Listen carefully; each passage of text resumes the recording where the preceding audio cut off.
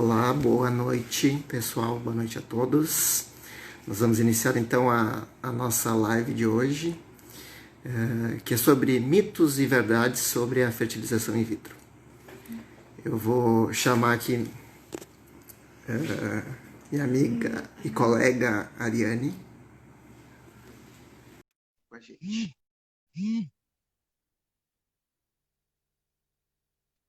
Só aguardando um pouquinho aqui, doutora Ariane. Tá? Cheguei. Oi. Cheguei. Não te deixei na mão. Ótimo. Vamos dar um tempinho, uns 2 minutinhos para o pessoal entrar Vamos. e daí a gente começa a nossa live. Vamos embora. Coisa boa dividir esse assunto tão bacana contigo, Andrei. Eu acho que vai servir para esclarecer algumas dúvidas, algumas coisas que ficam fora da consulta. Na consulta a gente esclarece coisas muito técnicas, muito importantes, mas às vezes ficam algumas dúvidas e que eu acho que a live de hoje vai servir para isso, para aproximar mais a técnica das pacientes.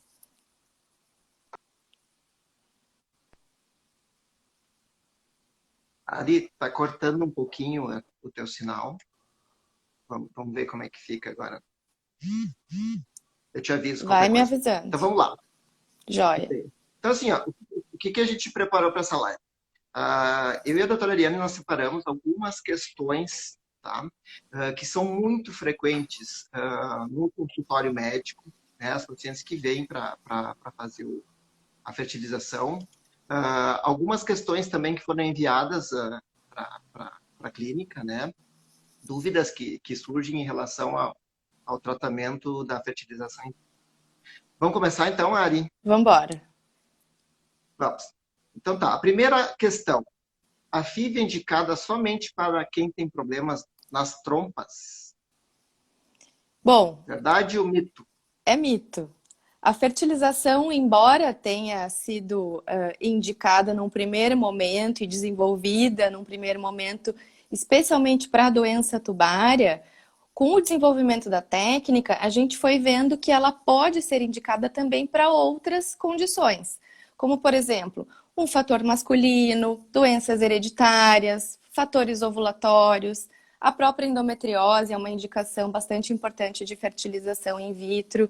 E lá, quando ela foi desenvolvida, com o primeiro nascimento da Louise Brown, foi com essa intenção, para a gente superar uma obstrução tubária, uma doença tubária, mas a gente viu que hoje ela atinge um amplo espectro de indicações. Então, hoje, além do fator tubário, a gente tem inúmeras indicações, inclusive para o rastreio de doenças genéticas. Então, é mito, não é só para doença tubária. O que mais, Andrei? Ótimo. Melhorou o Vamos sinal? lá. Tá ótimo, tá ótimo. Agora tá excelente. A FIV pode ser usada para prevenir doenças hereditárias? Mito ou verdade? Vou responder essa aí. Verdade. Certo? Então, Verdade. assim, indica que, né, a FIV com biópsia, né, e análise genética desse embrião, né, uma das indicações é quando existe uma doença, né, já conhecida na família, né, de origem monogênica, né, um gene, né, específico que acaba ocasionando a doença. O exame que a gente faz é o PGTM, certo? Que é o teste genético pré-implantacional, né, para o diagnóstico de doenças monogênicas, né? Então, alguns exemplos de doenças que a gente pode diagnosticar, né, doenças hereditárias que a gente pode diagnosticar: a fibrose cística, a distrofias musculares, a síndrome do X frágil, Anemia anemia falciforme, falciforme, exatamente, é uma doença também bastante frequente, né, prevalente, e que a gente pode fazer então o diagnóstico dessas doenças, né, ligadas a alguns genes específicos, né, já sabidos, né, a gente não consegue analisar todos os genes, então a gente tem que ter o histórico prévio na na família, né, família. a gente tem que conhecer já a doença que existe na família para poder encontrar esse gene no embrião. Perfeito. E, Vamos lá, então. e só uma observação, Andrei. Então, como que a gente faz? A gente fertiliza os óvulos, esse embrião é cultivado até o 5º dia, e no 5º dia ele é chamado de blastocisto. É retirado algumas células desse embrião, que é o blastocisto, e é enviado para um laboratório específico de genética. Nesse laboratório, a gente vai conseguir verificar aonde está essa mutação, essa doença familiar já conhecida, e assim a gente consegue excluir os embriões que forem anormais e assim evitar que essa doença continue repassando nos familiares, na prole. Então, é uma técnica bastante importante, indicada para essas doenças familiares monogênicas, que a fertilização contribui, inclusive, com isso, para a gente excluir que essa doença continue se propagando na família. Então, mais uma indicação de fertilização in vitro, né? O que mais, Andrei? Perfeito. Bom, dentro dessa linha, Ari, então, é possível diagnosticar autismo através da FIV? Essa é uma pergunta Verdade ou mito? muito frequente no consultório, né? Muitas pacientes, inclusive, quando fazem a fertilização, querem que se faça um exame que possa excluir a presença de autismo nos filhos. Então, é mito. Infelizmente, a gente não consegue, não existe um teste pré-implantacional antes da transferência embrionária que a gente consiga verificar a presença do autismo nesse embrião. O único caso onde a gente consegue fazer esse diagnóstico de uma doença que sim está ligada ao autismo é a síndrome do X frágil. Porque o autismo, na verdade, ela é uma doença multifatorial, né? O diagnóstico é clínico, depois que a criança nasce, depois de 18, 24, 36 meses e que vai apresentar alguns sinais, a gente consegue fazer esse diagnóstico. Mas, infelizmente, não. Antes da transferência, a gente não consegue verificar os embriões que são considerados anormais ou com autismo. Então, é mito. Seguindo na mesma linha, Ari, então, é possível diagnosticar a síndrome de Down antes de engravidar através de filho? Vai lá, Andrei. É possível? É possível, É possível, é possível. verdade. É verdade. Então, através da biópsia embrionária também, né, a gente faz a análise dos cromossomos, né, que a gente então chama de PGTA, que é a análise pré-implantacional, né, o diagnóstico pré-implantacional de aneuploidias, certo? Nessa avaliação, então, a gente vai analisar as doenças cromossômicas, né? Antes a gente estava falando de doenças ligadas ao gene, e agora a gente está falando de doenças ligadas aos cromossomos. Tá? Então, através do PGTA, a gente consegue fazer o diagnóstico, né? Verificar se esse embrião é euploide, né? Que é um embrião normal, ou se tem alguma cromossomopatia, né? E a síndrome de Down é uma das mais frequentes, né? As pacientes têm um cromossoma 21 a mais, né? E a gente consegue verificar essa alteração através da biópsia. Outras doenças que são frequentes que a gente consegue, que são a aneuploidia, cromossomopatias, a síndrome de Turner, que a gente tem a ausência de um cromossoma X, a síndrome de Edwards, que a gente tem um cromossoma 18 a mais, a síndrome de Patau, que a gente tem uma trissomia, ou seja, um cromossoma 13 a mais, né? São doenças em que a gente pode diagnosticar, né, antes de fazer a transferência. E assim a gente não transfere os embriões que são considerados aneuploides, né? Que tem um cromossomo a mais ou um cromossomo a menos. E assim também a gente evita essas doenças cromossômicas através da biópsia. Isso aí. Muito bem. Ari, posso fazer a FIV para escolher o sexo do meu bebê? É mito. Não dá. Segundo a resolução do Conselho Federal de Medicina, fazer um tratamento de fertilização in vitro e deliberadamente a gente escolher o sexo é proibido. Hoje a gente tem estratégias como a biópsia, que você já mencionou, onde a gente consegue ter uma avaliação prévia de todos os cromossomos desse embrião, inclusive os cromossomos sexuais, mas infelizmente a gente não pode escolher o sexo no momento da transferência. Nós optamos por embriões saudáveis e não pelo gênero que eles carregam. Uma exceção que a gente pode comentar são as doenças ligadas ao sexo, né? Então, nos casos, por exemplo, hemofilia, que é um caso de doença ligada ao X. Nesses casos, onde tem doenças atribuídas ao cromossomo sexual, sim, a gente pode escolher um embrião, porque assim ele vai ser considerado saudável. Então é mito, não dá para fazer FIV só para escolher o sexo. Perfeito. Ari, eu vou sair um pouquinho do nosso protocolo, só porque acabou entrando uma questão que está dentro das nossas. A Priscila perguntou se a FIV adianta a menopausa. Mito, verdade? É mito. Gente, é mito, é mito, é mito. A fertilização Quer que eu responda, Ari? Então responde.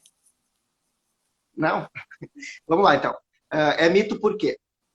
Assim, a gente sabe, em relação aos óvulos, que a mulher, ela nasce com um número determinado de óvulos e ela vai perdendo durante toda a vida dela, até que ela entra na menopausa, que é o período em que encerra a atividade reprodutiva desse ovário, certo?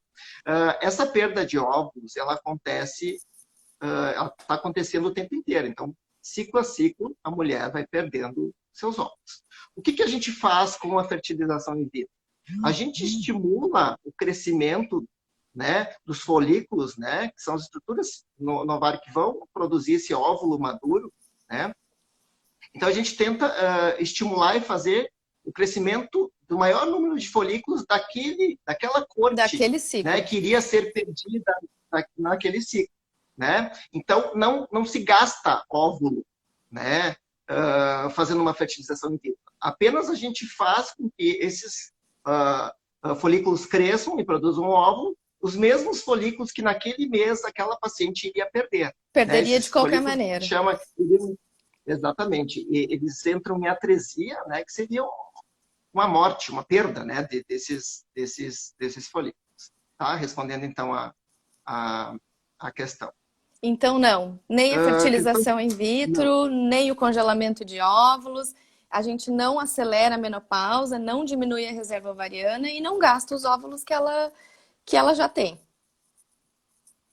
Perfeito. Pode seguir. Aproveitando o gancho, dá para a gente usar a questão se a pílula protege, né? Porque se eu não estou usando pílula, a paciente não está ovulando, né? Então, se eu não estou ovulando, eu não gastaria meus óvulos. E não acontece isso. Ou seja, estou usando pílula, aquela perda de folículos está acontecendo o tempo inteiro. Tá? O tempo inteiro. Então, se eu usar pílula, eu não protejo, eu não economizo óvulos pelo fato de não estar ovulando. E se eu faço uma fertilização in vitro, eu não gasto. Certo? E nem mesmo DIU, né, Andrei? Os DIUs medicados com hormônio também não vão economizar os óvulos e nem acelerar a perda deles. Então, os métodos contraceptivos hormonais, eles não vão interferir na reserva ovariana no primeiro momento. Inclusive, os métodos contraceptivos hormonais, eles podem, de alguma maneira, nos ajudar.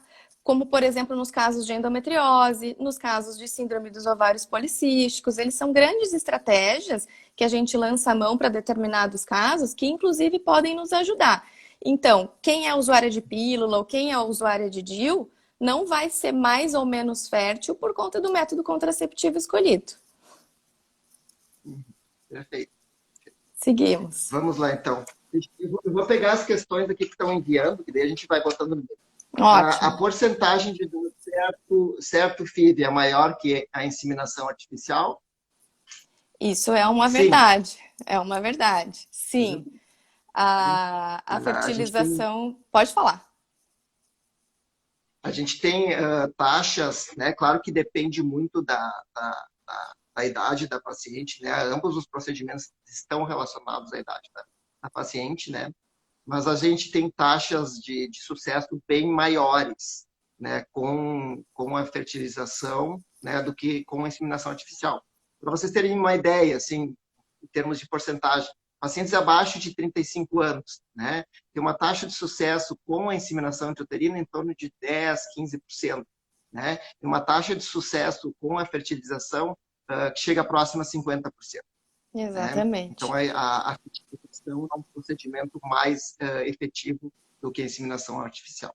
É uma técnica de alta complexidade, onde a gente controla o crescimento de múltiplos folículos, a gente tem acesso ao espermatozoide individualmente, a gente acompanha o desenvolvimento embrionário numa incubadora e se transfere o embrião direto na cavidade uterina. Então, como a gente tem controle sobre quase todos os passos até a transferência, sim, aumenta bastante a chance de engravidar. Diferentemente da inseminação, onde a gente simplesmente capacita o sêmen e depois injeta dentro da cavidade uterina e o encontro entre os gametas, o óvulo e o espermatozoide, vai acontecer de maneira espontânea. E a gente não tem nenhum controle sobre isso. Então, por conta disso, é uma verdade. Sim, a fertilização tem mais chance de sucesso do que uma inseminação artificial.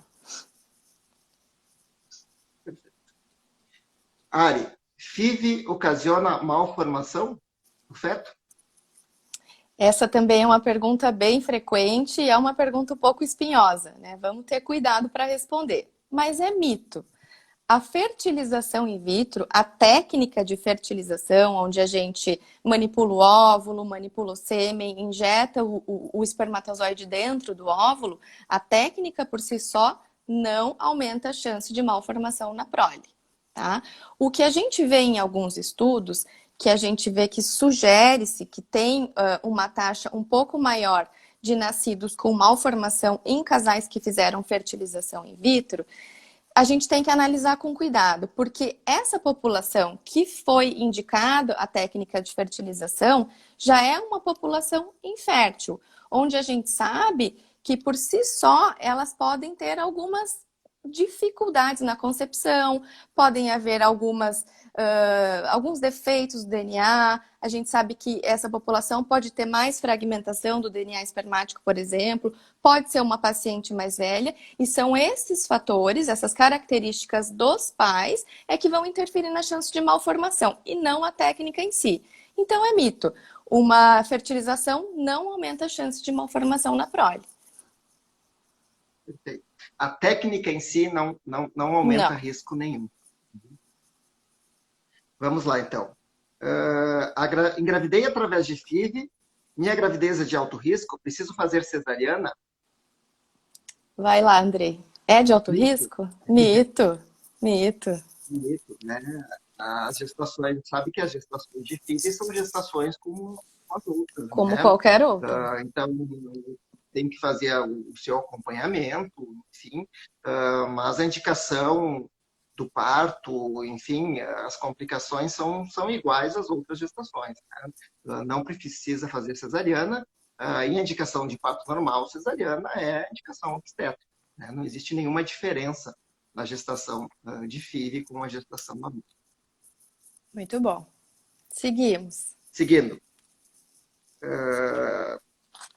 Já respondemos. Já respondemos. Então, vamos lá. É possível aumentar o número de óvulos com dieta, vitaminas e exercícios físicos? Não, é mito também. A gente, infelizmente, só tem fatores que diminuem o nosso número de óvulos. Obviamente que quanto mais saudável é essa paciente, quanto mais ela se cuida, quanto mais mantendo o peso e tendo uma dieta saudável, evitando tabaco, álcool, comportamentos nocivos à fertilidade em si, é muito melhor. Nós vamos falar em qualidade de óvulos. Mas ter uma dieta saudável ou fazer qualquer tratamento complementar não vai aumentar o número de óvulos. Isso está mais relacionado à qualidade destes óvulos do que ao número, tá? E em relação ao espermatozoide, Andrei, fazer dieta, exercício físico, suplementar vitamina, aumenta o número de espermatozoide? Verdade ou mito? Sim, verdade. No caso dos homens é um pouquinho diferente, né? A gente sabe que é o contrário da mulher, né? Que já nasce com um número de óvulos, né? Pré-estabelecidos e não produz mais óvulos durante a vida. A produção espermática ela acontece mais ou menos cada 2 meses e meio, 3 meses, né? Existe uma nova produção de espermatozoides. Então, no homem, né? Essa seria a questão seguinte, né? A gente sabe que sim, né? que algumas medicações, vitaminas, enfim, podem melhorar, né, a produção de espermatozoides, enfim, a qualidade dos espermatozoides. Questão seguinte, Yari. Sabemos que a idade feminina está diretamente relacionada ao sucesso do tratamento, mas a idade masculina não interfere? É mito. É mito. É mito. A gente sabe que tanto a idade feminina quanto a idade masculina está diretamente ligada ao sucesso do procedimento. Então, quanto mais jovens forem os gametas, mais saudáveis serão os embriões, né? Embora a gente saiba que a idade feminina ela impacta mais diretamente no sucesso do procedimento, a idade masculina também vai ter interferência, especialmente depois dos 45 anos. Tanto que para doador de banco de sêmen, por exemplo, a idade máxima permitida para se doar é até os 45, porque a gente sabe que depois dos 45 aumenta muito a chance de fragmentação do DNA, de aneuploidia e também abortamento. Então tem várias outras condições que não só a feminina, que estão relacionadas também à idade paterna, que estão relacionadas ao sucesso da gravidez. Então é mito. A idade masculina sim tem interferência.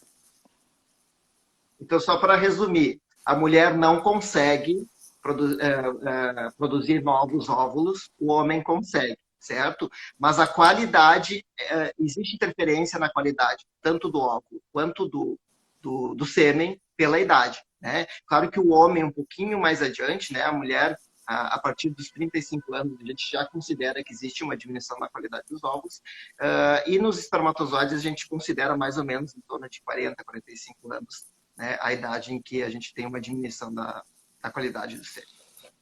Perfeito. Vamos lá. Tu vai responder, Ari. FIV engorda? Essa daqui eu vou dedicar para o Dr. Petraco. A fertilização não engorda, gente. O que engorda, segundo o Dr. Petraco, é o garfo. Hormônio nenhum, gonadotrofina nenhuma usada por 10, 12, 14 dias vai fazer aumentar a gordura, né? O que a gente sabe é que o que vai fazer aumentar a gordura é comer mais do que se gasta. O que pode acontecer e que gera um pouquinho de confusão é que durante o estímulo do ovário, especialmente assim na parte final do estímulo, pode haver um pouquinho mais de retenção hídrica. Essa paciente pode se sentir um pouco mais inchada, a gente pode notar um pouquinho de aumento da circunferência abdominal, mas essa é uma condição absolutamente temporária. Após a aspiração dos óvulos, em torno de 2, 3, 4 dias no máximo, a gente volta ao peso normal. Então, é mito. FIV não engorda. Não engorda. Isso é uma das primeiras questões, né? É uma das primeiras questões que chegou. Isso aí. Não se preocupem. Não se preocupem. Não engorda. Não engorda. Muito bem, vamos continuar. Embrião congelado tem pior resultado na FIV que o embrião fresco? Essa eu passo para ti. Tem ou não tem?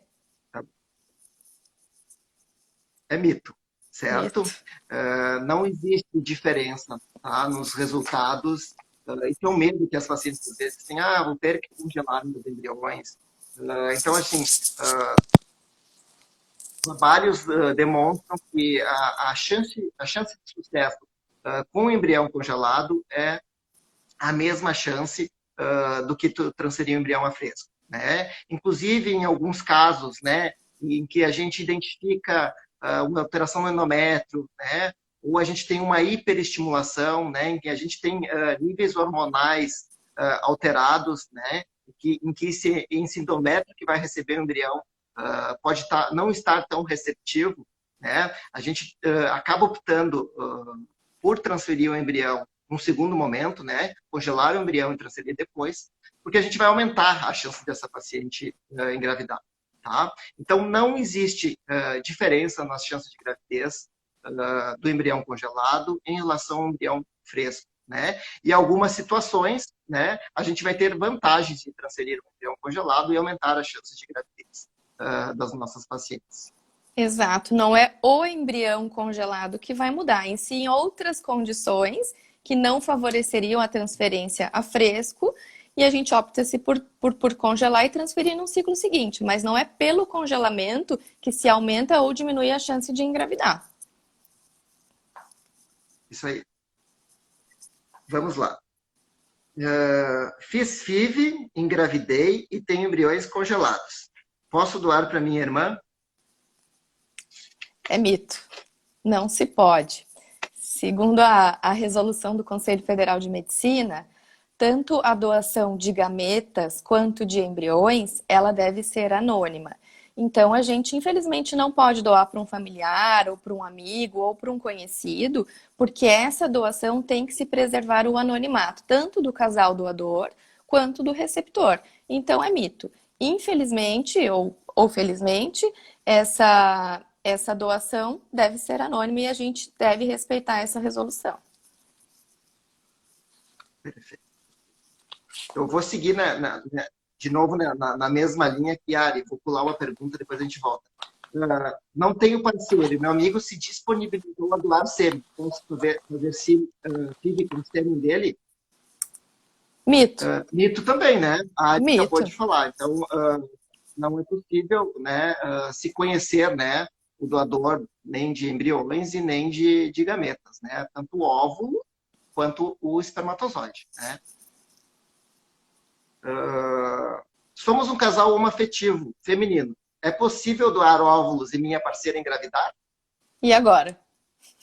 E agora? Verdade. Agora é verdade. É possível, porque se trata de um casal, né? Não se está doando gametas ou embriões para um casal desconhecido. Então é possível. A gente consegue estimular um dos indivíduos do casal, os óvulos de uma, e inclusive fertilizar estes óvulos com sêmen de doador, de banco, anônimo, e transferir no útero dela mesma ou da parceira. Então é possível, a gente consegue fazer fertilização in vitro usando os óvulos de ambas e o útero de ambas também. Isso vai variar de acordo com o combinado na consulta, de acordo com a avaliação médica, o útero que for mais adequado para receber o embrião, o endométrio que for mais adequado, o ovário que for mais adequado para o estímulo, ou uma combinação feita entre elas. Mas sim, dentro do mesmo casal é possível compartilhar.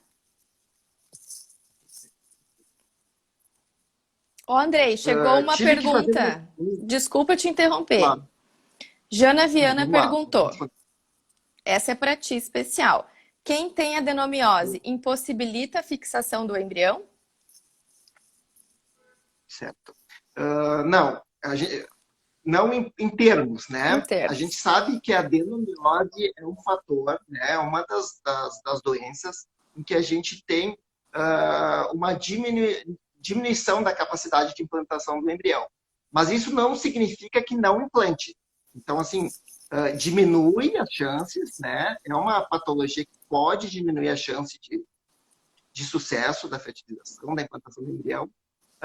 Mas a gente não deixa de fazer uma fertilização porque existe uma chance boa de gravidez com adenomiose, né? Infelizmente, do ponto de vista cirúrgico, né, não existe, é uma doença que a gente não tem muita coisa para fazer, né? E a fertilização acaba sendo uma das alternativas de tratamento terapêutico para esses casais, né? Para essa paciente que tem adenomiose. Então, tem diminuição, né? Da chance. Da chance de gravidez, os resultados são piores, mas existe gravidez sim com adenomiose. É possível fazer uma fertilização e é possível ter um resultado positivo na paciente que tem adenomiose.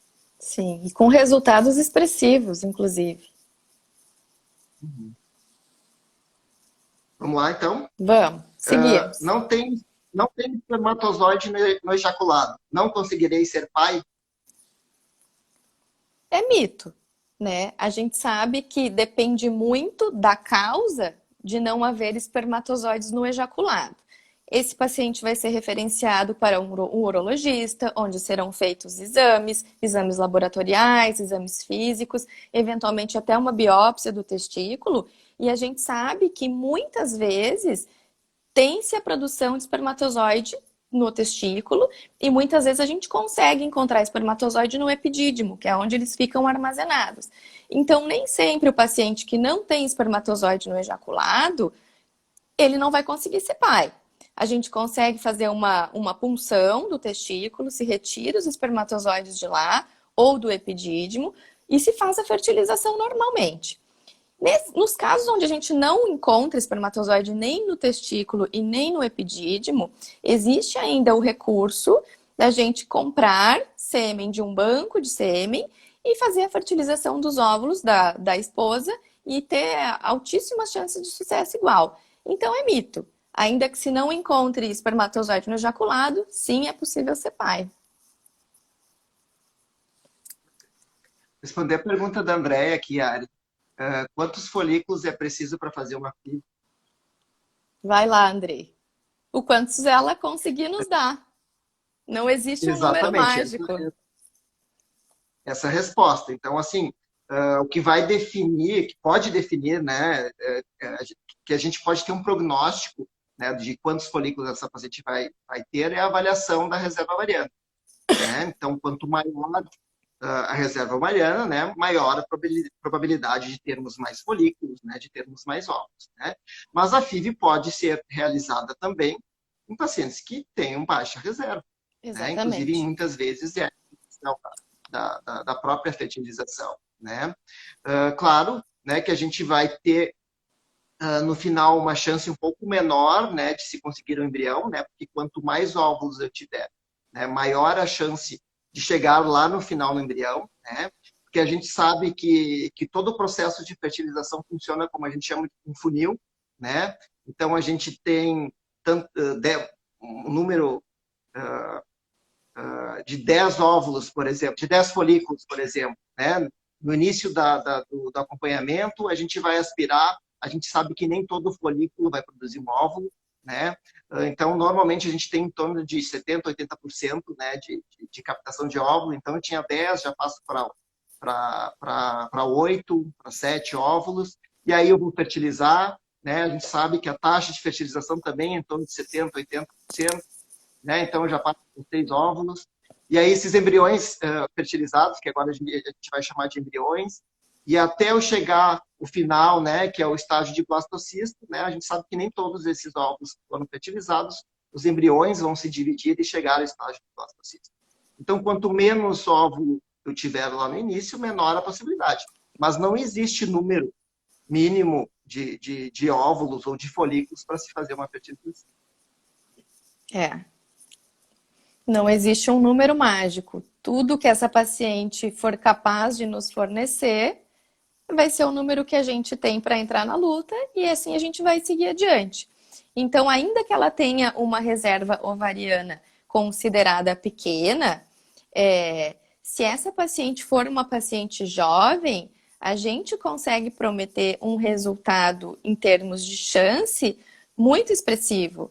Então, não é só o antimileriano baixo ou a baixa reserva que vão determinar o sucesso ou o insucesso do procedimento. Isso também está muito relacionado à idade e à qualidade seminal. Perfeito. Seguimos. Ótimo. Vamos lá. Tive que fazer uma cirurgia para retirar meu útero. Minha amiga pode gestar para mim? Em termos. Eu vou começar respondendo como mito, tá? Porque a resolução do conselho sugere que o útero de substituição seja um familiar de até 4º grau. E aí a gente está falando em irmãs, em primas, em tias, em avó, né? Se essa paciente eventualmente não tenha uma familiar que possa ser elegível para o tratamento, não quer dizer que ela não vá conseguir engravidar. Ela não, o útero de substituição. Existe um protocolo que é um pouco mais complexo, que deve ser enviado para o conselho e assim ser avaliado caso a caso. Então, essa paciente vai apresentar uma sugestão de barriga de aluguel, né, comumente chamada de útero de substituição, e essa paciente, essa pessoa vai ser avaliada e vai ser discutida pelo Conselho Federal de Medicina, Conselho Regional de Medicina. E a partir de então, sendo aprovado, a gente consegue seguir adiante no tratamento. Então, em termos, né? Não é só porque ela não tem uma irmã ou alguma familiar que possa gestar para ela que ela não vai conseguir. É possível, mas o caminho é um pouquinho mais complexo. O mais importante é não configurar um procedimento comercial, né? Exatamente. Exatamente. E se for provado que essa pessoa é uma pessoa próxima mesmo, né? Que não existem outras possibilidades, né? A gente acaba tendo a aprovação, né, do Conselho de Medicina. Isso aí. Vamos lá. Tenho 38 anos, sou saudável, tenho boa reserva. Gostaria de ser doadora de óvulos. É possível? Não é possível. Não é Né? possível. Infelizmente, né, mesmo os pacientes com boa reserva, né, para participar do programa de doação de óvulos, né, a idade máxima é 35 anos. Né? Então, só é permitido ser doadora de óvulos até 35 anos. Joia. Vamos lá. Posso fazer FIV com óvulos da minha irmã? Isso a gente já respondeu. Mito. Né? Infelizmente não. Mito. Doação de gametas, né? Então, sêmen e óvulos é anônima. Vamos lá. Participei do programa de ovo doação e engravidei. Gostaria de conhecer a doadora e agradecê-la pessoalmente. É possível? Não. É mito. Não é possível. É Já mito. respondemos também. É mito. Ainda que o Fertilitar seja muito favorável a demonstrações de afeto, de carinho, de gratidão, a gente não pode divulgar o nome dessa doadora ou da receptora, ainda que seja para uma demonstração de carinho. Então, a gente tem que preservar a identidade dos participantes do programa de compartilhamento de óvulos, de ovo doação. Então, não é possível. É mito, infelizmente. Ou felizmente. Acho que ficou bem claro. Acho que todas essas questões, né, ficaram bem claras, né, em relação ao anonimato. São dúvidas muito frequentes, né, em relação a isso. Acho que ficou bem claro. Muito bom. Vamos lá. Tenho endometriose. É obrigatório operar antes da FIV? Eu vou responder, já que eu sou cirurgião. É mito. Né? É mito. Então, existe a indicação cirúrgica da endometriose é sempre individualizada. Né? Então, tem sempre que operar antes? Não.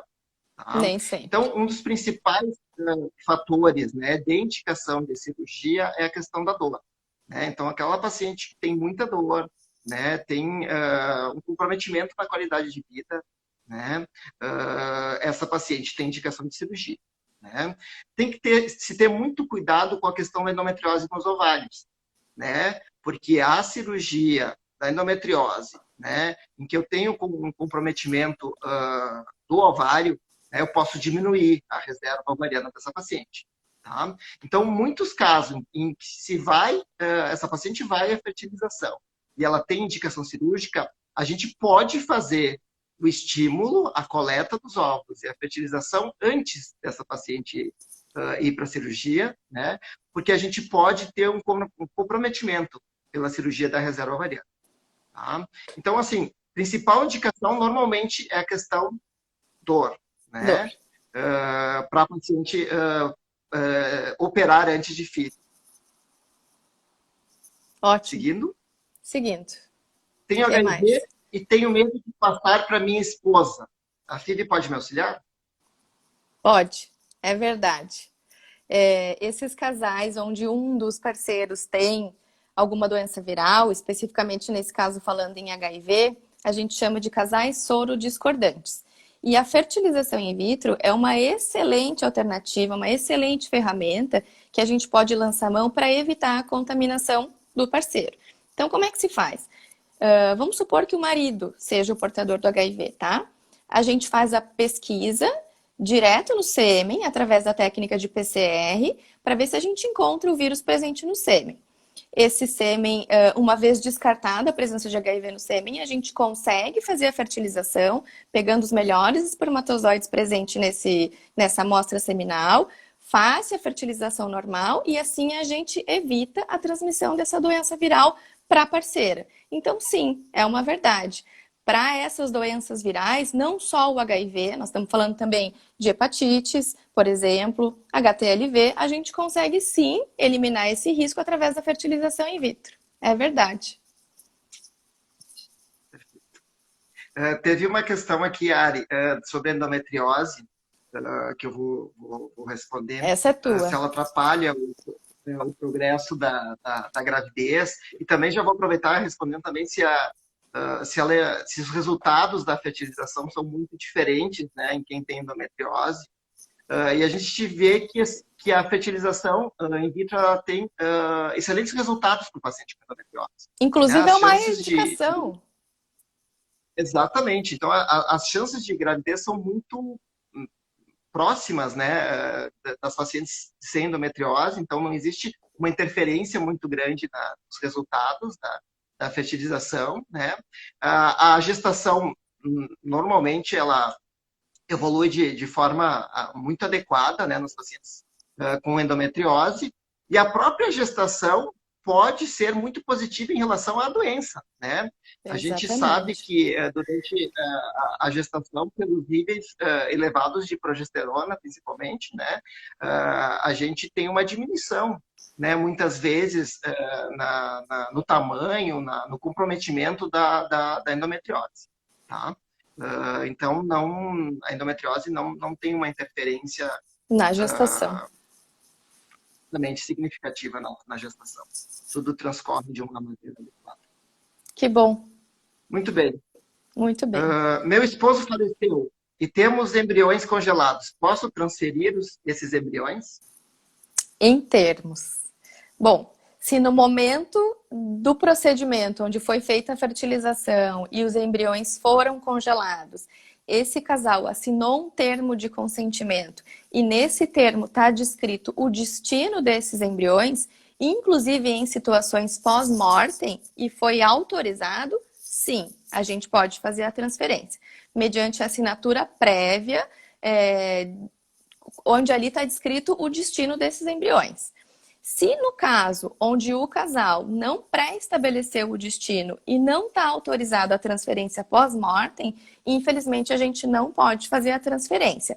Mas nos casos em que foi acertado isso previamente, sim, é possível. Então é verdade. Quer dizer, não, em termos. Em termos. Vamos lá. Pacientes com câncer que irão congelar óvulos podem ganhar a medicação? Sim, sim. Responde, Ari. Sim, é verdade. Eu fico muito feliz em responder essa pergunta. Sim. A indústria farmacêutica hoje disponibiliza alguns programas que são voltados especificamente para esse grupo de pacientes oncológicas. A gente sabe que essas pacientes têm urgência em começar o congelamento para que a gente não atrase o começo da terapia, quimioterapia ou radioterapia, ou mesmo cirurgia para o tratamento do câncer. Então, hoje a indústria disponibiliza quase todos os medicamentos que vão ser necessários para o estímulo do ovário. E isso diminui o custo global do tratamento de forma bastante significativa. Então, assim, é uma verdade, uma feliz verdade. É bom que todo mundo saiba que existe esse programa e que ele funciona. Então, a gente está falando assim, a paciente chegou na clínica, tem a indicação de congelar ovos por causas oncológicas, ela é inserida nesse programa e em 24, 48 horas a medicação já está com ela e nos autoriza a começar o tratamento. Então, sim, é verdade. Perfeito, claro. Eu sabia que tu ia gostar de responder. Adorei essa. Por isso eu deixei para ti. Obrigada. Vamos lá. FIV aumenta o risco de câncer? E aí? Mito. Né? Por aumentar os níveis hormonais, né, durante o processo da fertilização, né, sempre houve, né, um questionamento em relação a se a fertilização aumentasse o risco de câncer, né? Especialmente os cânceres que são hormônio dependentes, né, como o câncer de mama, o câncer de endométrio, né?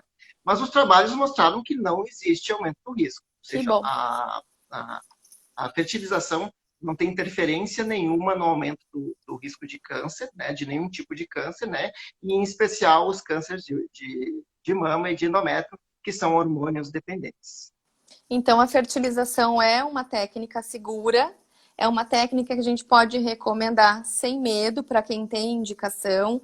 A fertilização não vai piorar o estádio tumoral, então, se ela chega com um estadiamento, não é porque ela vai estimular o ovário por 10, 12, 14 dias que vai se piorar o tumor que ela já tem, tanto que ela é recomendada, inclusive, para paciente que já tem o diagnóstico de câncer.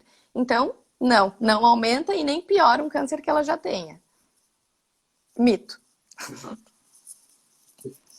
A Bianca está perguntando aí, tireoide também não, tá? Nenhum tipo de câncer. Nenhum tipo de câncer. Não tem.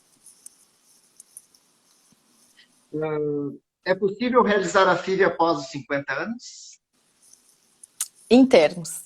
Voltando à resolução do CFM, que a gente já conversou em algumas outras perguntas, o recomendável é que qualquer tratamento de reprodução assistida seja preferencialmente realizado antes dos 50 anos. Porque a gente sabe que a resposta vai ser melhor, o corpo dessa paciente vai ter provavelmente menos doenças já instaladas e vai ser uma gestação mais segura. É impossível engravidar depois dos 50? Não. Cada caso tem que ser individualizado. A gente precisa ter atestado médico assinado por um obstetra que se responsabilize por essa paciente, então logo ela engravide. A gente tem que ter certeza que essa paciente tem total condição de gestar, que tenha um útero adequado, que não tenha doenças, e cada caso vai ser avaliado individualmente. Mas o recomendável é que ela engravide até os 50 anos. Então a resposta é em termos. Nem sempre, mas preferencialmente até os 50. Ótimo. FIV previne gravidez nas trompas? Essa eu respondo. Responde. Então, assim, o que é gravidez nas trompas? Né? Gravidez nas trompas é a que a gente chama de gravidez ectópica, né? Que é uma gravidez localizada então, fora do útero. Apesar de a gente colocar o embrião dentro do útero e a gente achar, né, que por esse motivo, né, a gente não vai ter gravidez ectópica, né? Isso é mito, né? Eu posso ter sim gestação ectópica, né, gestação nas trompas, mesmo que eu faça uma fertilização in vitro, ou seja, esse embrião ele pode migrar para a trompa, né? Então é mito, né? Mesmo que eu coloque um embrião dentro do útero, existe sim a chance de ter gravidez nas trompas. Eu gostaria de citar um trabalho que inclusive foi desenvolvido dentro do Fertilitar pela nossa colega doutora Vanessa, onde ela avaliou na dissertação de mestrado dela os fatores de risco envolvidos com gestação ectópica nas pacientes que fizeram fertilização in vitro. Então, só para corroborar o que você já disse, mesmo nas pacientes que fazem fertilização in vitro, existe um risco de gestação fora do útero, a menos que essa paciente já tenha retirado as trompas. Aí, realmente não tem nenhuma chance. Mas sim, é possível, infelizmente, uma gravidez ectópica mesmo na FIV. Isso aí. Vamos lá. O número máximo de embriões que eu posso transferir aos 33 anos é 2? É verdade. Verdade. É verdade. Então assim, existem algumas determinações, né, pela resolução do Conselho Federal de Medicina. Então, assim, até os 35 anos, o número máximo de embriões que eu posso transferir é 2. Entre 36 e 39, o número máximo de embriões que eu posso transferir é 3. E a partir dos 40 anos, o número máximo de embriões que eu posso transferir é 4. Certo? Eu transfiro sempre 2 com até 35, ou transfiro sempre 3? Não, esse é o número máximo que é permitido, né? Então, cada caso é avaliado, discutido com a paciente, né? Qualidade do embrião, a idade, né? O risco de gestação gemelar, né? Que existe a partir do momento que a gente transferir mais de um embrião, tá? Mas as recomendações do Conselho Federal de determinações, desculpa, não recomendações, são essas que eu acabei de falar. Seguimos. Seguindo. Já tenho 2 filhos, minha família está completa, e tenho embriões congelados. Posso descartá-los? Pode, é verdade. Mas Você só pode descartar os teus embriões após 3 anos. No momento que a gente congela embriões, esses embriões têm que ser mantidos congelados por no mínimo 3 anos antes do descarte. Isso não quer dizer que se essa paciente quiser ter o terceiro filho e quiser retornar para transferir esses embriões que foram previamente congelados, ela não pode. Ela pode transferir em qualquer momento. Agora, descartar, infelizmente, é só após 3 anos de congelamento. E isso é regra, tá? O que sim ela pode fazer, se ela não quiser descartá-los, ela pode doar para um outro casal que tope adotar estes embriões. E, de novo, essa adoção, é bom lembrar, também é anônima. Ela vai doar para um casal e esse casal também não vai saber quem foi o casal doador e eles também não vão saber quem foi o casal receptor. Então, se essa paciente não gostaria de descartar esses embriões, ela pode doá-los. Deixa eu responder aqui uma questão, Mari, deixa eu voltar. Quando a paciente tem hidrosalpinge, a técnica utilizada é a FIV. Então, assim, a técnica, o procedimento mais adequado e que tem maior sucesso para paciente que tem hidrosalpinge é a fertilização, certo? Mas a gente sabe que, como a hidrosalpinge pode interferir nos resultados da fertilização, né? Porque o que é hidrosalpinge, para explicar para quem não sabe? Hidrosalpinge é uma obstrução da trompa, né? Em que a gente tem um acúmulo de líquido nessa trompa, certo? Então, por isso que a gente chama de hidrosalpinge, né? Então, a gente sabe que quando a gente vai fazer fertilização nessas pacientes com hidrosalpinge, esse líquido que está acumulado na trompa reflui, né, para dentro do útero. E esse líquido acaba, então, diminuindo as chances de implantação do embrião, né? Então, na paciente que vai à fertilização e tem uma hidrosalpinge, né, o ideal é que se faça a retirada das trompas antes de realizar o procedimento, né? Ou, pelo menos, né, que se cause obstrução, que se faça uma ligadura, né, na porção próxima ao útero da trompa, né, para que obstrua a passagem de líquido para dentro do útero, né, e que sim, assim possibilite, né, que esse embrião se implante adequadamente, né. Existe a alternativa de se tentar fazer cirurgia na trompa também, né, seria uma segunda alternativa para o tratamento das pacientes com hidrosalpinge, né. O procedimento que a gente faz é uma plástica da trompa, a gente chama esse procedimento de neosalpingostomia distal, né, em que a gente faz uma abertura da trompa, né, tenta diminuir a dilatação dessa trompa, né, mas a gente sabe que o prognóstico da cirurgia para a hidrosalpinge é muito ruim. É pobre. Né? Então, as pacientes podem engravidar com o procedimento, né, mas o resultado é muito ruim. Então, assim, a primeira indicação, o procedimento que tem mais sucesso para paciente que tem hidrosalpinge é a realização de fertilização in vitro. E antes da fertilização, fazer a retirada das trompas. Muito bom. Andrei, estamos com 7 minutinhos. Acho que dá tempo para mais as nossas últimas perguntas. Seguimos. Tá, vamos lá. É verdade, Ari, que após a transferência embrionária, eu preciso ficar 1 semana em repouso absoluto? Não, é mito. Não tem nenhum estudo com nenhuma evidência forte que diga que se a paciente ficar deitada durante 1 semana, só levantar para ir ao banheiro e se alimentar, vai aumentar a chance desse embrião se implantar. O que a gente recomenda é que se faça um repouso no dia da transferência e nos dias subsequentes essa paciente pode retomar a vida normal, obviamente sem excessos.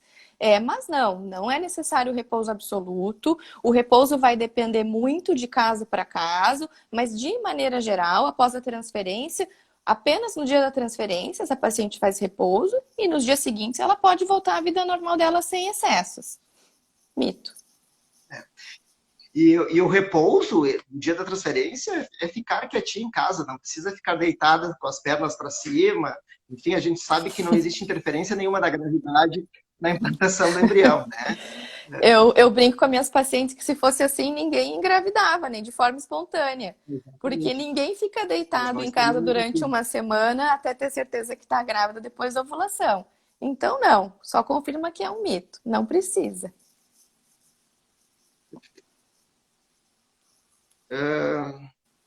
Quem fez laqueadura tubária tem menos chances de engravidar com uma filha comparado a paciente que não fez?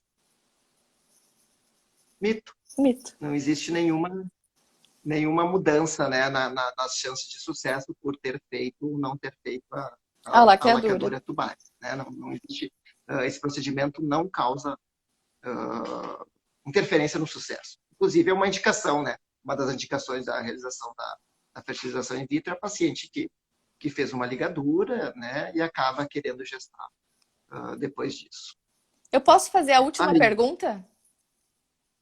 sim, pode fazer. Só para completar, a última pergunta que eu acho que é super importante. Que bom que ela foi a última, porque eu acho que ela vai esclarecer muita coisa para o pessoal que ficou aqui nos assistindo até agora, Andrei. E eu te pergunto, é verdade que quem trabalha no Fertilitar tem muito orgulho de trabalhar ali e muita paixão pelo que faz? É muita verdade, é muita verdade. É verdade, É, aqui não tem a gente mito, tem, pessoal.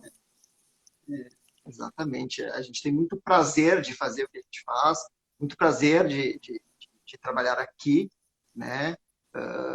Que é um local em que a gente trabalha com muita ciência, com muita ética, né? Com muito respeito. Com É muita praticamente uma paixão. família. É uma família, eu ia falar isso agora. É uma família ajudando outras famílias a se compor. Então, para nós, assim, é um grande prazer poder falar disso, um assunto que a gente adora, um assunto que a gente estuda, e compartilhar um pouquinho com vocês desse conhecimento. Então, sim, é muito verdade, é a maior verdade da live. Muito bem. Ari, vou anunciar a próxima live, então, na Joia. semana que a gente vai falar sobre novidades. A gente não, né? A doutora Maria Tereza Sanseverino e a doutora Márcia Riboldi, né, que é da Genomics, a doutora Maria Tereza é a nossa geneticista. Elas vão falar sobre novidades na avaliação genética embrionária. Tá? Um assunto muito interessante, né? Então a gente convida todo mundo para estar aqui novamente, para escutar a doutora Maria Tereza, a doutora Márcia, né, sobre esse assunto, que é um assunto muito, muito interessante. Muito interessante. Também, para passar aqui as nossas lives, nós teremos a semana que vem e vão passar a ser quinzenais, a cada 2 semanas, na verdade, a cada 14 Exatamente. dias, né, não vão ser mais semanais, né? Acho que era isso, Ari. É Um isso. beijo Te para todo agradeço pela mundo. companhia. Um beijo a todo mundo que ficou aqui até agora. Espero que tenha ajudado a desmistificar ou a trazer verdades para o pessoal. E é isso, estamos à disposição nas nossas redes sociais ou pelo e-mail, telefone do Fertilitar. Contem conosco para solucionar as dúvidas que eventualmente ainda tenham ficado. Beijo, boa noite. Beijo, boa noite a todos. Tchau. Posso encerrar?